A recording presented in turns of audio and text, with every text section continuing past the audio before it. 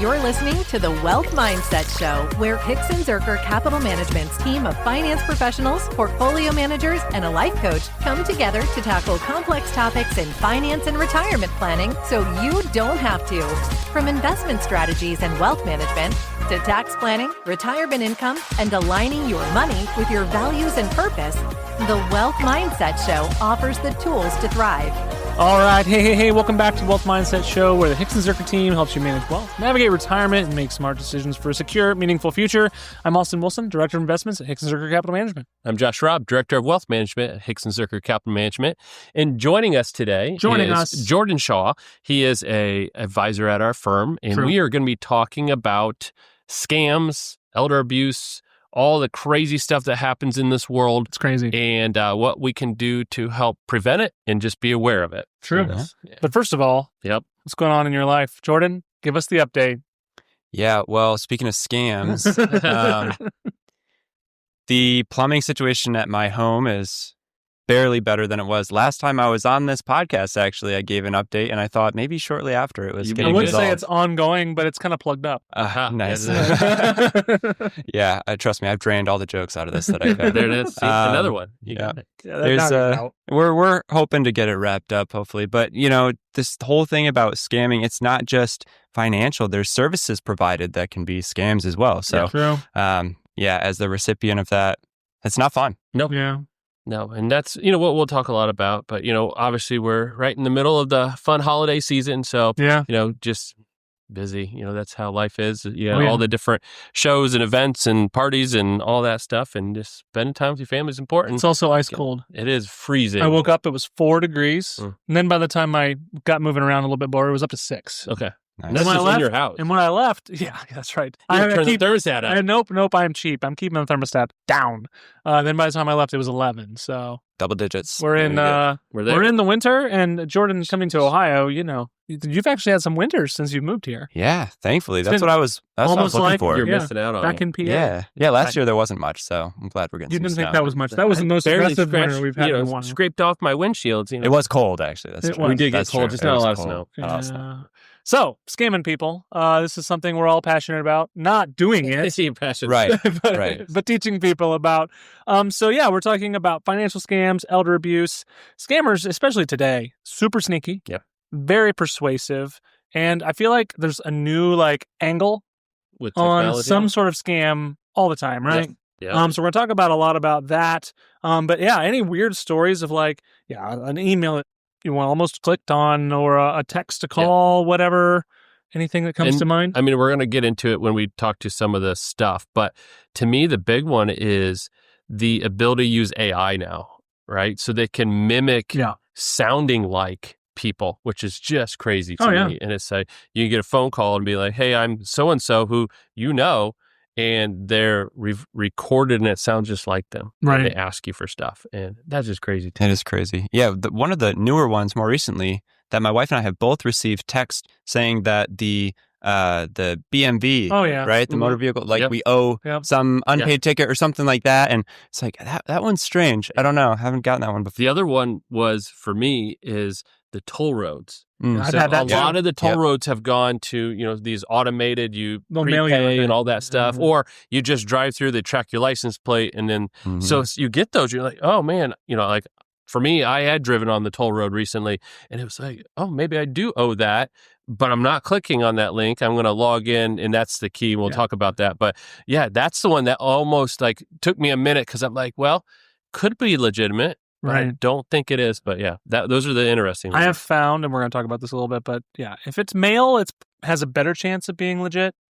Yep. Because texts and phone calls and emails, not the way the government prefers to get a hold of you. No. So we're going to talk about that. In fact, certain government groups will not do anything but mail. Absolutely. So. And I think that's a big red flag. So, so here are some common scams to watch out for. Yeah. IRS, Internal Revenue Service, right? The tax guys. No one wants to have them coming after. No one wants to have them coming after them, but a lot of times there's IRS or government impersonators. They can they'll do mostly phone calls is how this comes up, and they'll say, "Oh my goodness, you owe your taxes or your benefits are going to stop." So a couple thoughts. Number one, the IRS doesn't do that. No, they don't call anybody. They don't call, so do not pay anything without verifying. And you can call the IRS. Yes. That's a great way to verify. They're not going to call Hang you. up, look Correct. up the number, and call that number. But this brings up a technology that's being used, and that's caller ID spoofing. So just like we can go email spoofing, that's a real thing. I don't know if we've talked about that, but it's a thing where essentially you can make your email, when you send it, look like any email address. It came from anywhere.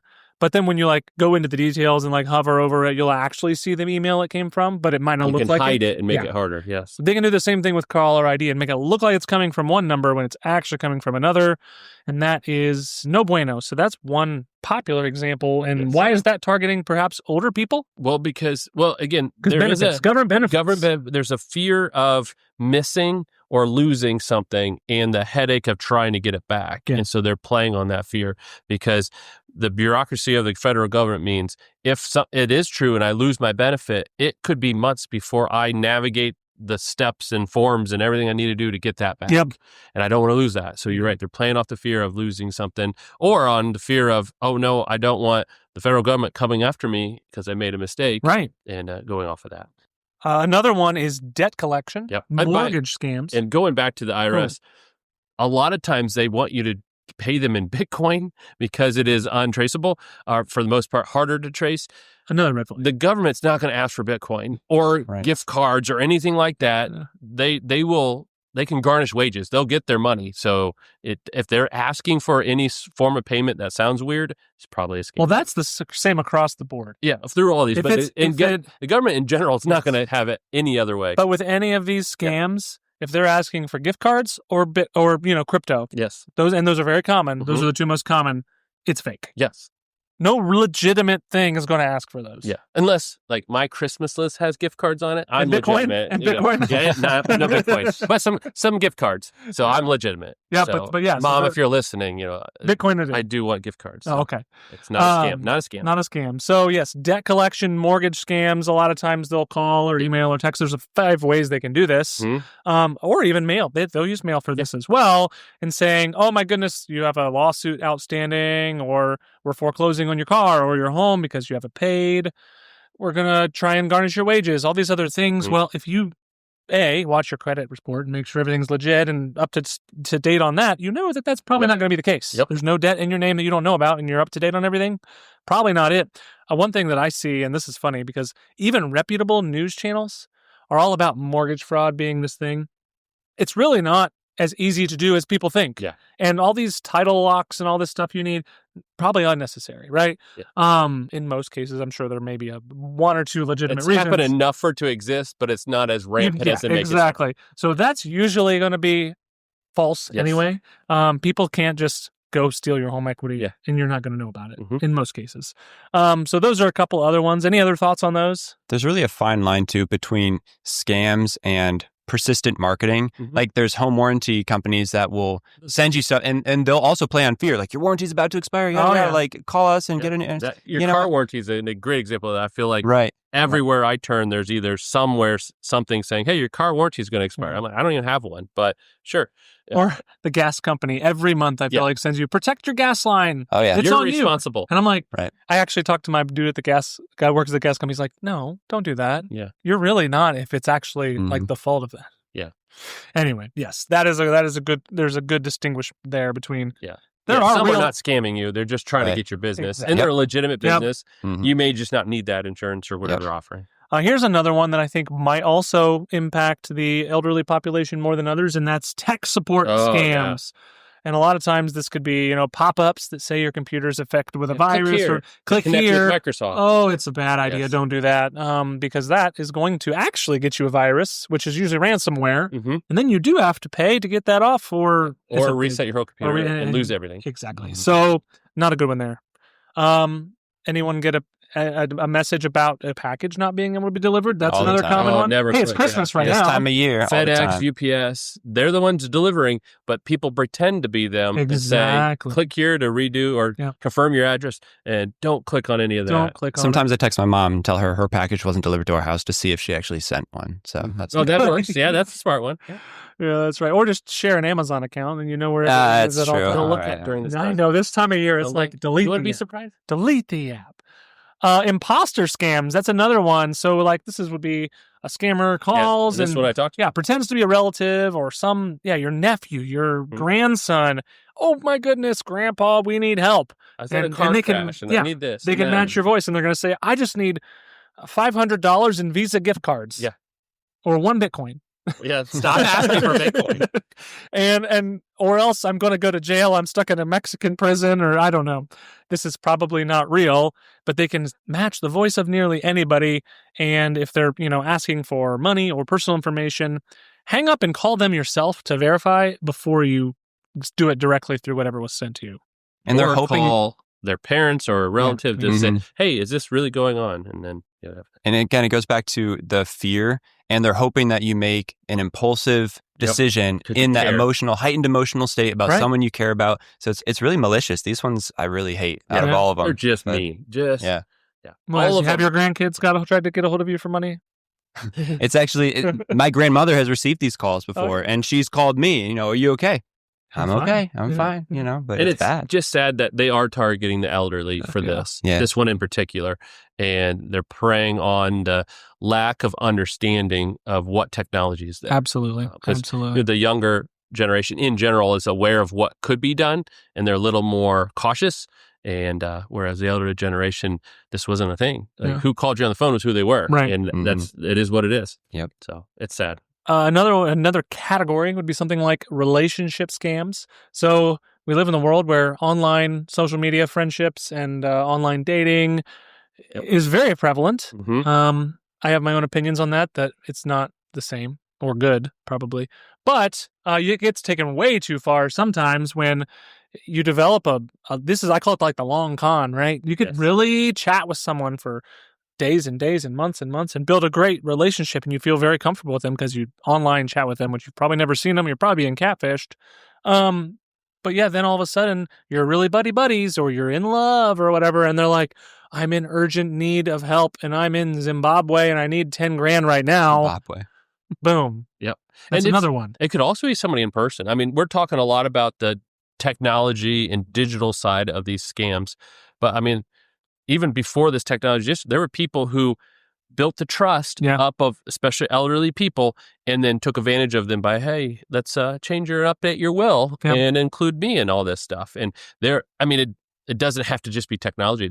And part of our, in our industry, watching out for people who show up in their lives and start adjusting or manipulating decisions, especially financially. So audit your friends because they might be scamming you. And Jordan, I'm watching you. Oh, You're my neighbor, my friend. Face to face, no AI right here. That's right. I'll be as friendly as I can. And the thing with this one too is there's complex networks. It's not just one person or one program that's being used. Yeah, so it can really, and the amount of time that they can kind of string you along before they dangle that carrot in front of you. It's a little scary. There's a sidebar. There's like some YouTube channels of people who are so good at doing the other. So they know the scammer. They know that someone's a scammer, and they have track them down. They have abilities to see them on their camera who it is, and they can. Oh my goodness, that's so funny to watch when you're like scamming the scammer. Yep. Oh, that's good. That's good entertainment right there. So that is a couple categories of scams. Lots of them out there. That's not an exhaustive list by any means, but those are some of the most common ones and sad things that happen to people we care about. Have you ever felt overwhelmed by the complexities of managing your wealth? You're not alone. At Hicks & Zerker Capital Management, we specialize in helping affluent families and individuals navigate the complex challenges of managing their finances. Wealth management is all about combining thoughtful financial planning with active investment management to help you reach your goals. Our process is designed to guide you toward what truly matters because we believe wealth isn't the destination. It's a vehicle for something much more meaningful in your life. Achieving your dreams requires careful planning, smart decision-making, and access to high-quality investments. That's where we come in. We understand that complex financial situations call for deep expertise in investing, tax strategies, and retirement planning. But our approach goes beyond that. We integrate your financial goals with your core values, helping you visualize the possibilities your wealth can create for a secure future. If you're ready to take the next step, visit hzcapital.com/start to see if we'd fit into your needs and to schedule a call with us. Again, that's hzcapital.com/start. Now let's get back to today's episode. But let's talk about the practical ways that we can protect your loved ones, protect yourselves, and try and avoid this making a big impact on our, personal future, our family, financial success, all these other things. So, number one, pause and verify. Yes. So, don't do things willy-nilly. Don't do things without thinking. Yep. So, what do you guys think about that as like a step one? Yeah. Like you said, just don't act on the impulse. Don't act when you're in a heightened state of emotion. That's when you could make a mistake. So say, all right, let me check, let me verify this with somebody, and then I'll follow up or act, and then hang up the phone, do something to help you confirm that what you're about to do is the right decision and direction. Double check the websites or the email addresses or whatever it is that they're communicating with you. Make sure that's correct. Because again, they can spoof and verify, but there is technology, but most of these scammers don't have the ability to stop you from calling that number. And, if you look it up online and find the actual number that you should be communicating with. Right. So yeah, that's an important people, just verify who they are. Yeah. Ask them questions that only they'll know. Oh, thank you, Johnny, for calling me about what did you give me crash for Christmas last year? So, and if you're uncertain, call someone else that would also be aware of that situation. Right. Another one's probably just trust your gut. Yeah. If it feels off, you know what? It probably is. Hang up, delete the text, delete the email. I once a day, I report phishing or spam or whatever to Microsoft, I feel like, on my phone once a day, because I'm like, nope, not trying it, ignore it. If it's something real, the person will actually get hold of you again.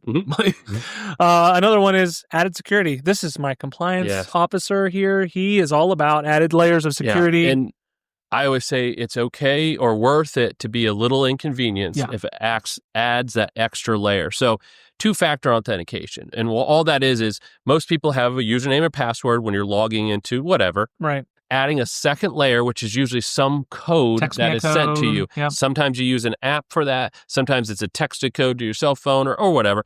That secondary layer makes it extremely hard if someone gets access to your password. So if they're able to, whether it's through a virus or hacking, they still can't get in until they get that second layer. Right. So as much of a headache as those are, it's a great way of adding another barrier between your information and someone else that shouldn't have it. Yep. Specifically for emails too, because email accounts, we've all had emails for 20 plus years, right? Like it's been around for long enough. I'm still using my first email.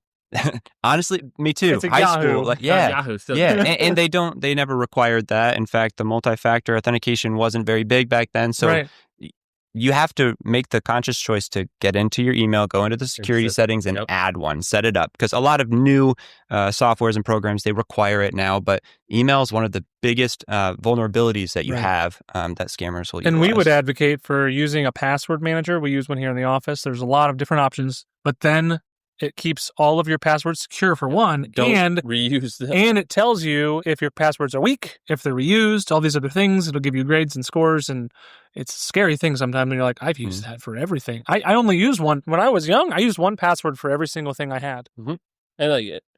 No, I didn't get scammed because no one scammed people back then.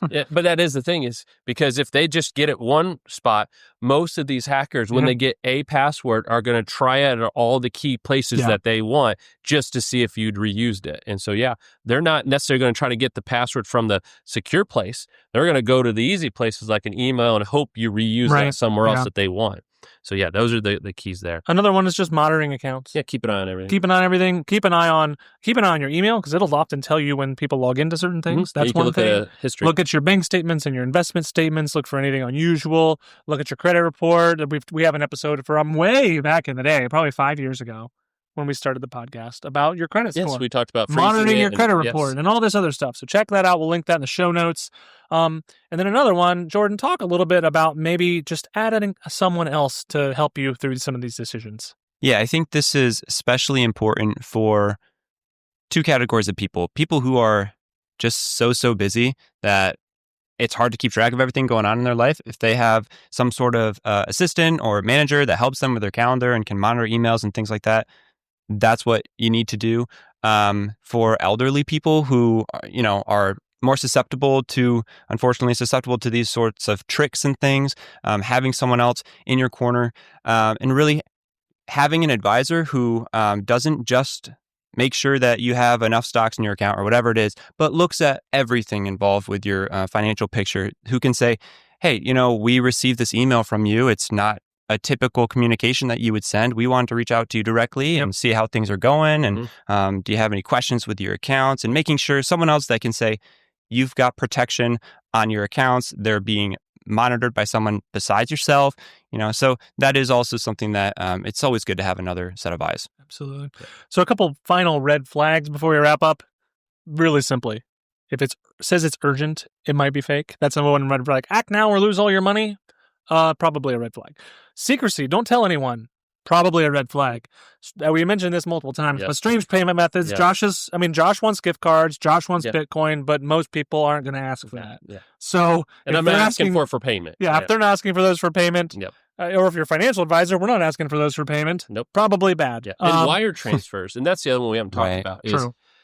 Those are direct transfers, and once they're gone, that's near impossible to get back. And so, again, scammers are trying to use the way they can most easily and also most likely get that money and keep it. And so that's why they're using those type of things, because they're harder to claw back. Yep.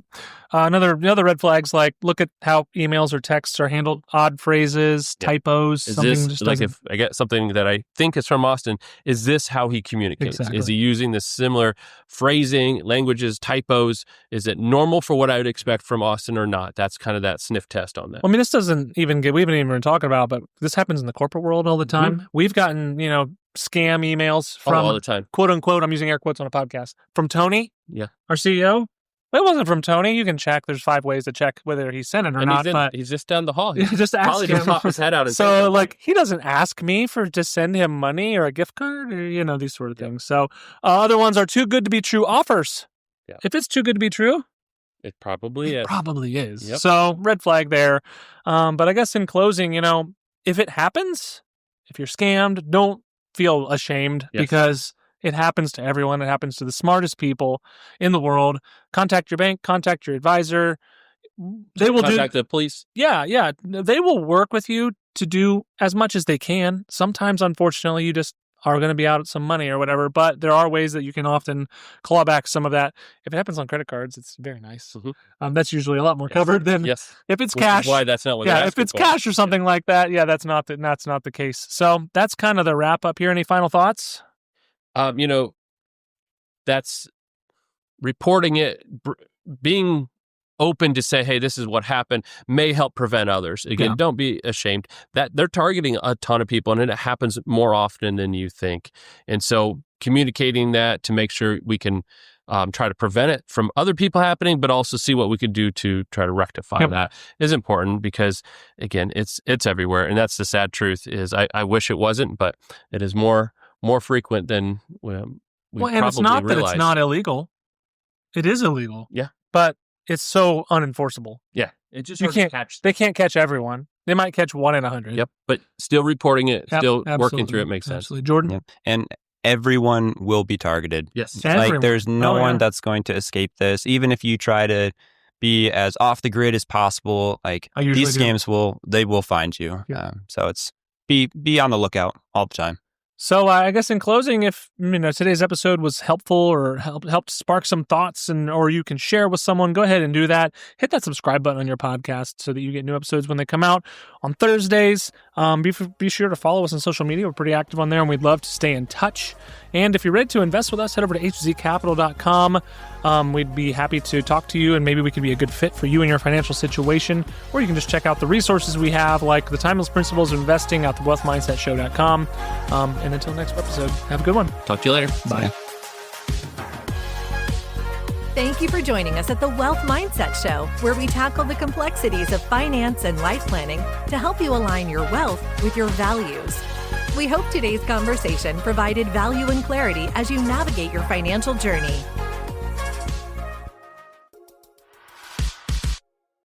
Your hosts work for Hickson Zerker Capital Management, and all opinions expressed by them or any podcast guest are solely their own and do not reflect the opinions of Hickson Zerker Capital Management. This podcast is for informational purposes only and should not be relied upon for investment decisions. Clients of Hickson Zerker Capital Management may maintain positions in the securities discussed in this podcast. There is no guarantee that statements, opinions, or forecasts provided herein will prove to be correct. Past performance may not be indicative of future results. Indices are not available for direct investment, and any investor attempting to mimic index performance would incur fees and expenses that could reduce returns. Securities investing involves risks, including the potential loss of principal, and there is no assurance that any investment plan or strategy will be successful.